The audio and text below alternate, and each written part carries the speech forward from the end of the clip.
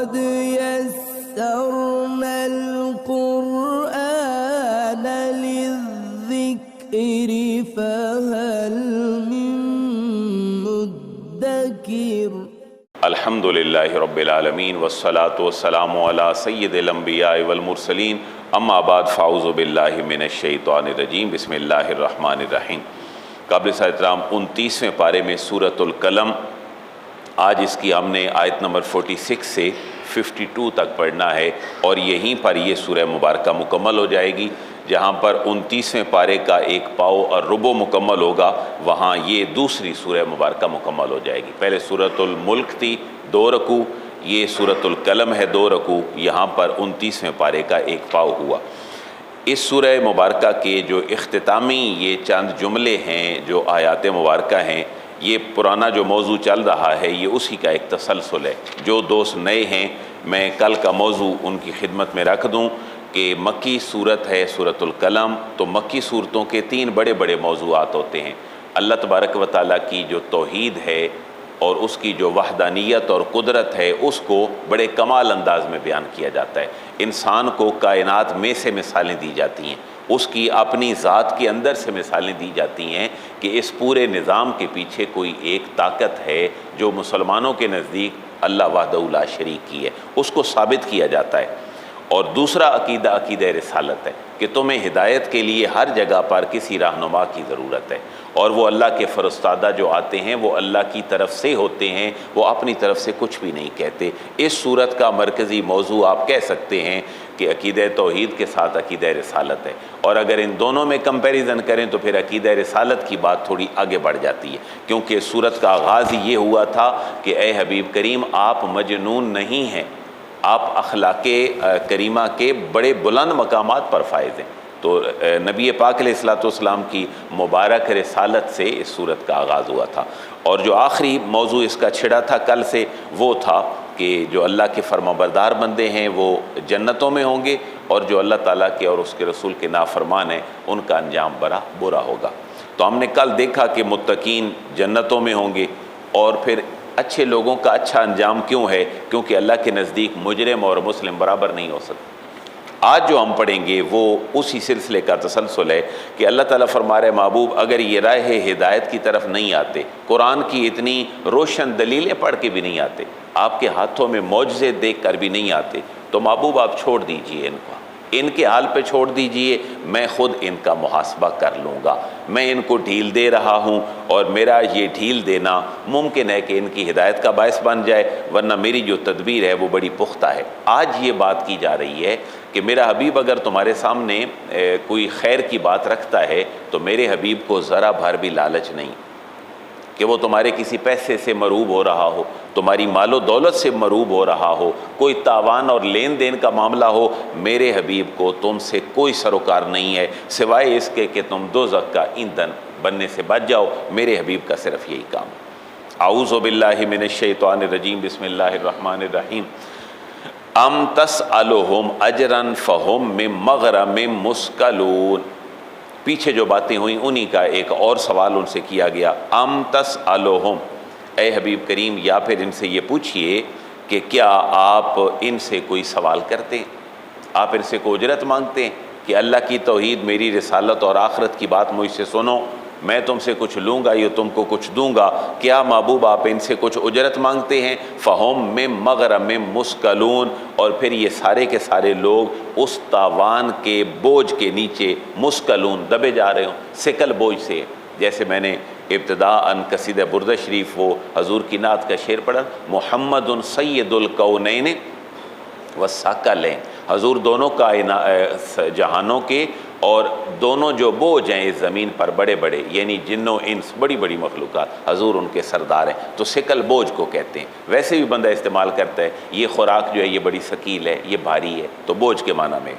محبوب آپ ان سے کچھ اجرت مانگتے ہیں؟ ان سے پوچھئے میں تم سے کیا مانگتا ہوں، کچھ نہیں مانگتا۔ فہم میں مغرم میں مثقلون، کہ اس تاوان کے نیچے تم دبے جاتے ہو، یعنی منکرین جو ہیں وہ دبے جاتے ہیں، ایسا تو نہیں ہے۔ پھر اللہ فرما رہے ہیں حبیب ان سے یہ پوچھئے کہ اللہ کو نہ مان کر بھی اچھا انجام، رسول کی رسالت کو نہ مان کر بھی کوئی اچھا انجام تمہیں کس نے بتایا؟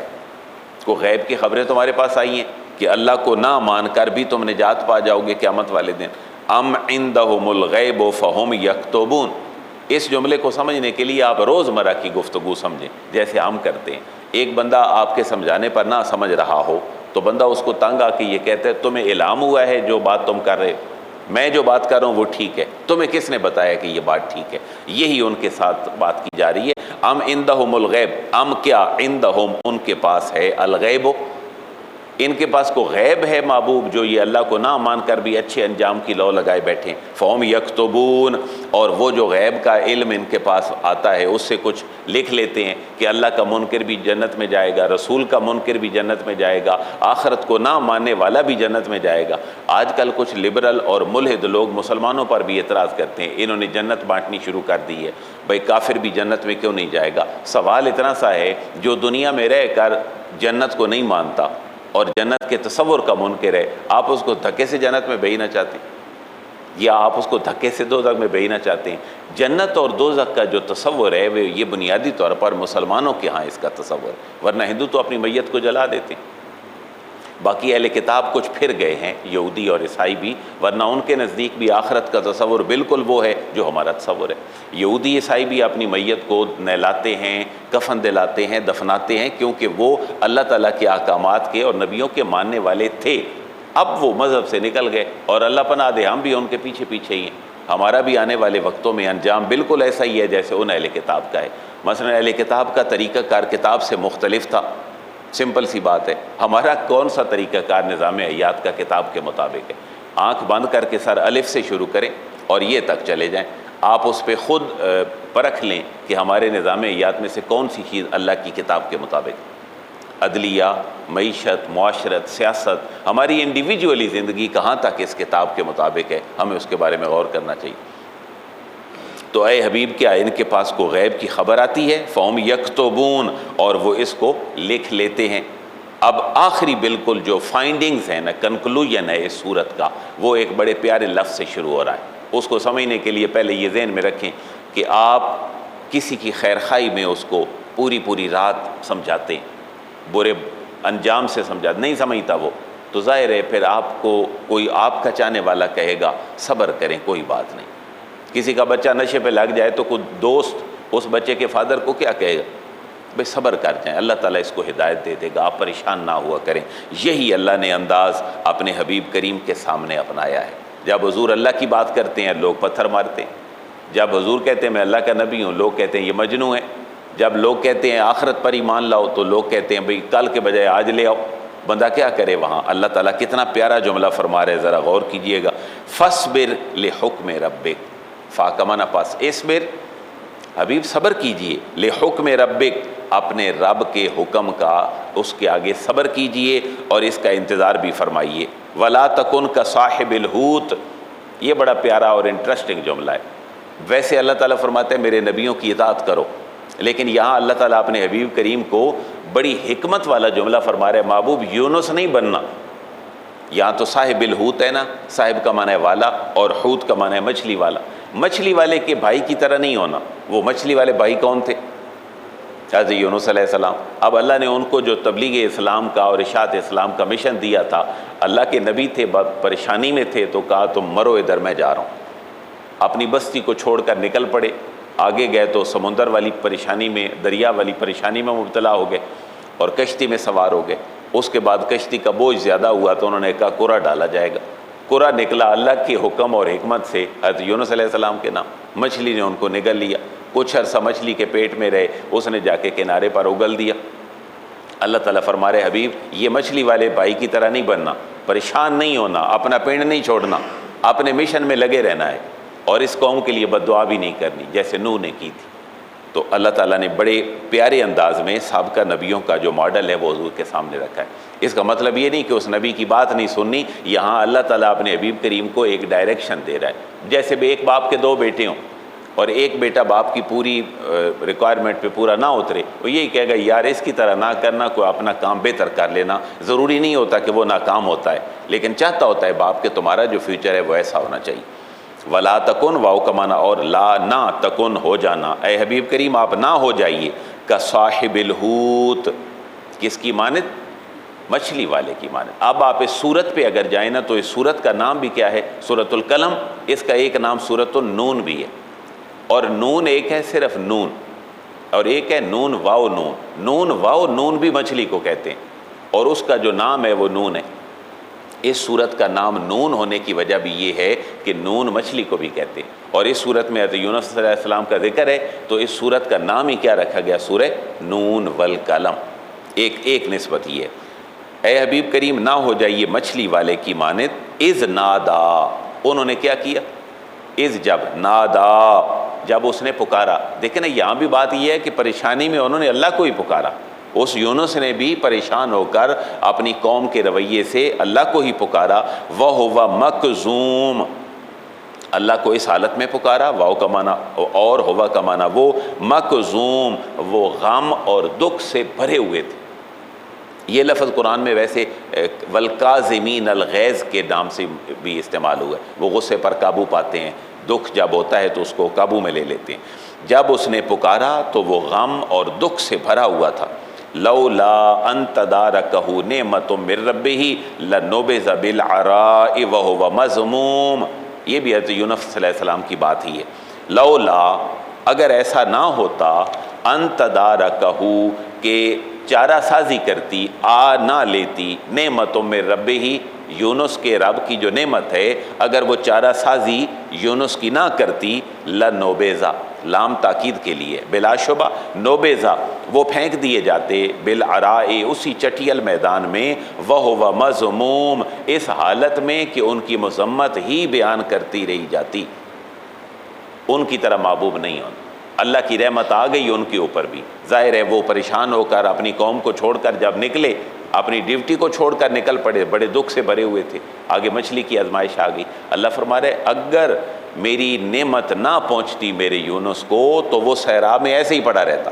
آپ اگلا واقعہ بھی اگر دیکھیں نا حضرت یونس کا، تو حضرت یونس علیہ السلام جب مچھلی کے پیٹ سے نکلے تو ظاہر ہے 40 دن بھی اگر مچھلی کے پیٹ میں رہے ہوں تو سکن کا کیا عالم ہو گیا ہوگا۔ انسان کو 10 دن دھوپ نہ لگے اور وہ بالکل کورڈ رہے تو جسم جلد بڑی نرم پڑ جاتی ہے، تو وہاں پر جب پھینکا مچھلی نے تو اللہ تعالیٰ نے ایک بیل اگا دی، بڑے بڑے پتوں والی، وہ کدو کی بیل جیسے ہوتی ہے۔ قرآن نے واضح طور پر اس کا ذکر کیا کہ وہ چھاؤں سی بنی ہوئی تھی، اور حضرت یونس علیہ السلام کو مچھلی نے وہاں پر پھینکا تو اللہ نے وہاں ان کو محفوظ کر لیا اور بچا لیا۔ اور وہاں پر ایک لفظ بھی ہے اس صورت میں کہ اللہ تعالیٰ نے تقریباً 1 لاکھ لوگوں کی طرف حضرت یونس کو نبی بنا کر بھیجا۔ ایگزیکٹ 1 لاکھ کا ذکر ہے، اس کا مطلب یہ نہیں کہ 2-4 دانے اوپر نیچے نہیں ہو سکتے، کثرت بیان کی گئی ہے کہ واہ سارے لوگوں کی طرف ہم نے یونس کو نبی بنا کر بھیجا تھا۔ فَاجْتَبَاهُ رَبُّهُ فَجَعَلَهُ مِنَ الصَّالِحِينَ، یہ بھی تعلق اس آیت کا حضرت یونس علیہ السلام کے واقعے کے ساتھ ہے۔ فَاجْتَبَاهُ رَبُّهُ، فا کا معنی پاس، اجتبا چن لیا، ہو اس کو، یعنی کس کو؟ یونس علیہ السلام کو، رَبُّهُ ان کے رب نے پھر بھی ان کو چن لیا، اور فَجَعَلَهُ مِنَ الصَّالِحِينَ اور اس کو نیکوکاروں میں بنا دیا، یعنی اللہ نے ان کی اس لغزش کو معاف فرما دیا جو بظاہر یہ ہوئی کہ پنڈ سے نکل پڑے، ورنہ اکارڈنگ ٹو اہل سنہ عقیدہ انبیاء کرام معصوم ہوتے ہیں، ان سے گناہ نہیں سرزاد ہوتا۔ یہ اللہ کے ہاں ان کا مقام ہے کہ اللہ تعالیٰ نے ان کے بارے میں یہ باتیں فرمائی ہیں، ورنہ ہم ماڈل نہیں بنا سکتے کہ یار دیکھو نا یونس بھی تو پریشان تھے نا، میں کو غلطی کروں تو کہوں یار میرے باپ آدم سے بھی تو غلطی ہوئی ہے، تو ہمارے جو کام ہیں ان کو ہم نبیوں کے کاموں پہ قیاس نہیں کر سکتے۔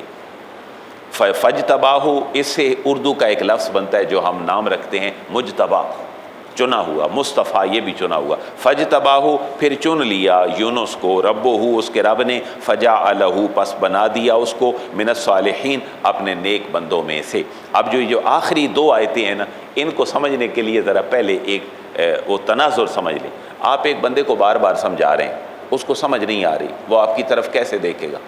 آنکھیں پھاڑ پھاڑ کے دیکھے گا۔ آپ جب پریشان ہوگے کہیں گے یہ گھور گھور کر مجھے نہ دیکھو، جو میں بات کہہ رہا ہوں اس کو انڈرسٹینڈ کرنے کی کوشش کرو، مجھے آنکھیں نہ دکھاؤ۔ یہ اللہ تعالیٰ ان کی جو آنکھیں دکھانا ہے نا حضور کو، اللہ تعالیٰ اس کا ذکر فرما رہے ہیں۔ حبیب یہ تو آپ کو ایسے دیکھتے ہیں جب آپ ان کے سامنے اپنی رسالت اور میری توحید اور حق کی بات رکھتے ہیں تو آپ کو کھا جائیں گے یہ آنکھیں پھاڑ کے۔ تو محبوب ان کی آنکھیں پھاڑنے سے آپ نہ ڈریں، آپ اللہ کی نعمت پہ بھروسہ رکھیں، اپنی حق بات کہتے رہیں۔ تو پتہ چلا حق بات بیان کرنے والے کو آگے مخاطبین آنکھیں بھی نکالتے ہیں. تو یہ اللہ تعالیٰ ایک مبلغ کی بھی رہنمائی کر رہا ہے کہ یہ سارا ریسپانس تم نے ذہن میں رکھنا ہے جو لوگوں نے تمہیں دینا ہے. وَإِن يَكَادُ الَّذِينَ كَفَرُوا، اور حبیب کریم یہ بڑی قریب ہے بات، یوں معلوم ہوتا ہے کہ الذین، وہ لوگ جنہوں نے کفر کیا، لَيُزْلِقُونَكَ، یہ پھسلا دیں گے آپ کو، بِأَبْصَارِهِمْ، اپنی نگاہوں سے، یعنی آنکھیں پھاڑ پھاڑ کر آپ کو دیکھتے ہیں اور پھسلا دیں گے. لما سمعوا الذکر، لما جب، سمعوا وہ سنتے ہیں، الذکر قرآن نصیحت، جب یہ نصیحت سنتے ہیں تو انہیں پتہ یہ چلتا ہے کہ یہ محبوب آپ کو آنکھیں پھاڑ پھاڑ کر دیکھتے ہیں تو کھا جائیں گے. محبوب ایسا نہیں. وَيَقُولُونَ إِنَّهُ لَمَجْنُونَ، واو کا معنی، اور یقولون وہ کہتے ہیں، إِنَّهُ لَمَجْنُون، کہ کون ہے معاذ اللہ آپ مجنون ہیں. یعنی آپ قرآن سناتے ہیں، یہ آنکھیں پھاڑ کے دیکھتے ہیں اور کہتے ہیں کہ آپ مجنون. کیسے لوگ ہیں جو قرآن کے وہ مخاطب تھے جن کے اوپر نبی پاک علیہ الصلوۃ والسلام نے محنت کی. حضور قرآن پڑھ رہے ہیں، لوگ آنکھیں نکال رہے ہیں، کہتے کیا ہیں کہ معاذ اللہ آپ کون ہیں. یہ بات 2 دفعہ دہرائی گئی ہے، سورت کے شروع میں بھی اور یہاں بھی، اس کا اینڈ بھی اسی پہ ہوا. وما هو الا ذکر للعالمین. حبیب کریم قرآن سے یہ نصیحت پکڑیں یا نہ پکڑیں، اس قرآن کی شان یہ ہے، واو کا معنی اور، ما کا معنی نہیں، ہوا یہ، الا مگر، ذکر نصیحت ہے، للعالمین سارے جہانوں کی، سارے جہانوں کے لیے محبوب یہ عزت اور شرف کی وجہ ہے اور یہ نصیحت ہے. ذکر کے لٹرل میننگ نصیحت ہونا ہے. اور قرآن نے اپنے لیے جو سب سے پیارا ٹائٹل اختیار کیا ہے نا، الحمد سے لے کر والناس تک، وہ کیا ہے؟ ذکر ہے. ذکر کا معنی ریمائنڈر، یاد دہانی اور نصیحت ہے. تو قرآن جو کتاب ہے یہ کیا ہے؟ نصیحت ہے. آپ ذرا غور فرمائیں، جو عربی پڑھتا ہے، جس کو ترجمے کی سمجھ ہی نہیں ہے، آپ فیصلہ کریں اس کے حق میں یہ نصیحت کیسے ثابت ہو سکتی. یعنی ایک چائنیز زبان میں لکھا ہوا ورقہ ہے اور میں اس کو پڑھ دیتا ہوں، مجھے سمجھ ہی کوئی نہیں ہے اس کی، تو حالات کیسے بدلیں گے؟ گھر کیسے ٹھیک ہوگا؟ معیشت معاشرت کیسے ٹھیک ہوگی؟ ہمارے ایمان اسی لیے نہیں شیک اور پورا اندر جو ہے نا وہ جمود طاری ہو گیا ہے، کیونکہ قرآن سے تعلق کوئی نہیں رہا. آپ کبھی مصریوں کو قرآن پڑھتا ہوا دیکھیں، فلسطینیوں اور غزہ کے لوگوں کو قرآن پڑھتا ہوا دیکھیں، ان کی تو زبان ہے نا، چھوٹے چھوٹے بچے ان کے زخموں سے چور بھی وہ قرآن پڑھتے ہیں. ہمیں وہ میڈیائی سین ہی کیوں نہ ہو، لیکن بہرحال ان کی تو اپنی زبان ہے، ان کے لیے قرآن سمجھنا کون سا مشکل ہے. تو ہمیں بھی اپنا اوڑھنا بچھونا قرآن مجید کو بنانا چاہیے. سورۃ القلم الحمدللہ ہماری مکمل ہوئی. یہ مکی سورت تھی. 3 بڑے موضوعات تھے، عقیدہ توحید، عقیدہ رسالت اور عقیدہ آخرت. ان تینوں کے اوپر جتنے اعتراضات تھے ان مشرکین مکہ کے سامنے اللہ نے ان کو دور کر دیا اور فرمایا یہ کتاب نصیحت ہے، اگر لے سکتے ہو تو تمہاری قسمت ہے، لے لو. اللہ نے تو تمہیں چن لیا ہے عربوں اس نظام کے لیے، تم نہیں اگر انتخاب اس کے لیے خود سامنے آ سکتے تو تمہاری مرضی. ان عربوں کے ساتھ آج کے عربوں کو بھی ذرا کمپیئر کر لیں. ظاہر عرب وہی اولادیں چل رہی ہیں، اس وقت بھی عربوں کے سامنے یہی باتیں. اللہ نے کچھ کو ہدایت دے دی عربوں کو، کچھ بے ہدایتے ہی رہے. تو آج بھی عربوں کا عالم دیکھنا ہے تو قرآن کو پڑھ کے دیکھ لیں. مکی صورتوں کے اصل مخاطب وہ مکے کے عرب لوگ ہیں جن کے سامنے اللہ تعالیٰ قرآن رکھ رہا ہے. اللہ تعالیٰ ہمیں ہدایت عطا فرمائے اور قرآن کے نور اور برکتیں ہم سب کو نصیب فرمائے. آمین.